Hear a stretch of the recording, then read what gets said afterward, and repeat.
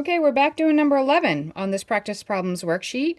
And number 11 is cotangent of x minus 1 over cotangent of x plus 1 is going to be proven to be equal to 1 minus tan x over 1 plus tan x. I don't see a Pythagorean identity, so I'm not going to start with that. I don't have two fractions that I need to combine. I have one fraction on the left and one fraction on the right, so I don't really see a benefit of splitting them.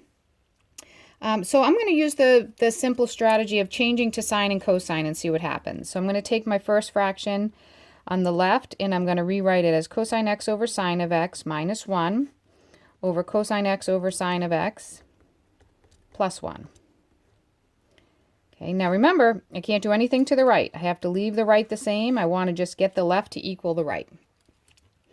Okay, so now if I multiply this big fraction, if I multiply that by sine of x over sine of x, which is just the number 1, I can do that, then what happens is the top of this becomes sine of x times cosine of x over sine of x minus sine of x over sine of x times cosine of x over sine of x plus sine of x. So I've distributed that sine of x into both terms on the numerator and the denominator. Now you could skip this step if you saw what was coming. This sine of x cancels the bottom of that fraction, and this sine of x cancels the bottom of that one. And so we get cosine of x minus 1 over, cosine of x minus sine of x, sorry. Right here, so cosine of x minus sine of x over cosine of x plus sine of x. Okay, so we're still trying to get this to be equal to 1 minus tan of x over 1 plus tan of x. Well, I know tan is sine over cosine, right? So we know tan, that's the same as sine over cosine.